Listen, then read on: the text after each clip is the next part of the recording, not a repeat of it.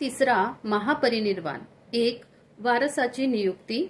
एकदा भगवान बुद्ध शाक्य कुटुंबाच्या वस्तीमध्ये चारिका करीत होते। त्यावेळी ते धनुर्धारी शाक्य परिवाराच्या आम्रवनात थांबलेले होते। त्यावेळी पावामध्ये नुकतेच महावीरांचे देहावसान होऊन थोडाच काळ लोटला होता।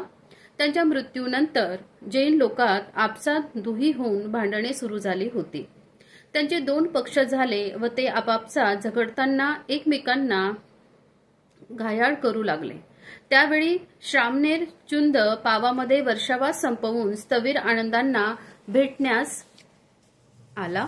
त्याने सांगितले, निगंटनाथ पुत्राचे नुकतेच पावा येथे देहावसान झाले आहे। त्यांच्या मृत्यूनंतर निगंटियात दुही माजली असून ते आपापसात झगडताना परस्परांना बाणांनी घायाळ करीत आहेत। ह्यांचे कारण त्यांचा कोणीच रक्षण करता, शास्ता किंवा वारस नाही। त्यावर स्थविर आनंद म्हणाले, चुंदा, ही महत्वाची हकीकत भगवान बुद्धांना सांगणे इष्ट आहे। आपण त्यांच्याकडे जाऊया आणि त्यांना ती कथन करूया। फार छान, चुंद बोलला। त्यावर आनंद व चुंद दोघे भगवान बुद्धापाशी गेले आणि त्यांना अभिवादन करून त्यांना निगंटनाथ पुत्र यांच्या मृत्यूची वार्ता दिली आणि निगंटियांची हकीकत कथन केली व आपला वारस नियुक्त करण्याची त्यांना आग्रहपूर्वक विनंती केली। चुंदाचे निवेदन ऐकून भगवान बुद्ध म्हणाले, चुंदा, विचार कर की जगात एक आचार्य निर्माण होतो, अरहंत, सम्यक संबुद्ध। तो जर आपल्या सद्धर्माचा उपदेश करतो, जो सुव्याख्यात आहे, जो धर्म प्रभावशाली मार्गदर्शक आहे, जो शांतीच्या मार्गाने घेऊन जातो, पण त्याचे शिष्य मात्र धर्मज्ञानात योग्यपणे प्रतिष्ठित आणि प्रगत झालेले नाहीत आणि त्यांच्या शास्त्याच्या निधनानंतर तो सद्धर्म त्यांचे रक्षण करण्यास असमर्थ ठरत असेल तर हे चुंदा, अशा आचार्याचे निधन त्यांच्या शिष्यांना देखील दुःखदायक अशी गोष्ट ठरते आणि त्यांच्या धर्मालाही ते मोठे विघातक ठरते।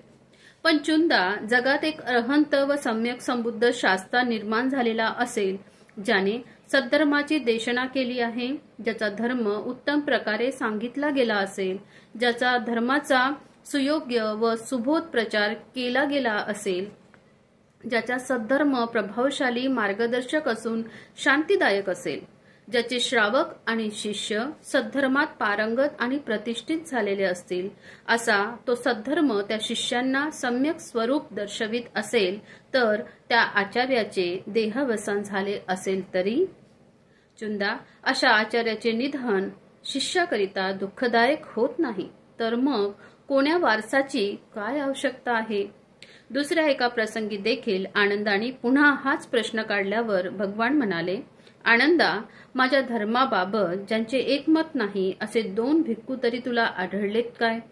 नाही, पण आज जे भगवंताच्या निकट आहे ते भगवंताच्या मृत्यूनंतर कदाचित विनयाबाबत, संघाच्या नियमाबाबत वाद निर्माण करण्याचा संभव आहे आणि असला वाद पुष्कळ लोकांच्या दुःखाला आणि त्यांच्या अहितासाठी कारणीभूत होऊ शकेल।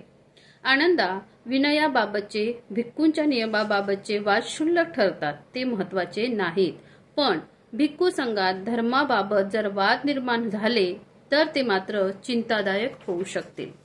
परंतु धम्मासंबंधीचे वादविवाद कोणी हुकुमशहा मिटवू शकणार नाही आणि वारस जर हुकुमशहासारखा वागणार नसेल तर तो काय करू शकणार आहे? धम्मासंबंधीचे वादविवाद हे कोण्या हुकुमशहाच्या आटोक्यात नसतात व तो ते मिटवू शकणार नाही। कोणत्याही वादाबाबत स्वतः संघालाच निर्णय घ्यावा लागेल। संघाने एकत्र येऊन विचार केला पाहिजे। जोपर्यंत एकमत होत नाही तोपर्यंत विचार विनिमय करीत राहिले पाहिजे आणि एकदा निर्णय झाल्यानंतर त्याचा स्वीकार करून त्याचे परिपूर्ण पालन केले पाहिजे। विवादांचा निर्णय बहुमतानेच व्हायला पाहिजे। वारसाची म्हणजेच उत्तराधिकारीची नियुक्ती हा त्यावर उपाय होऊ शकत नाही।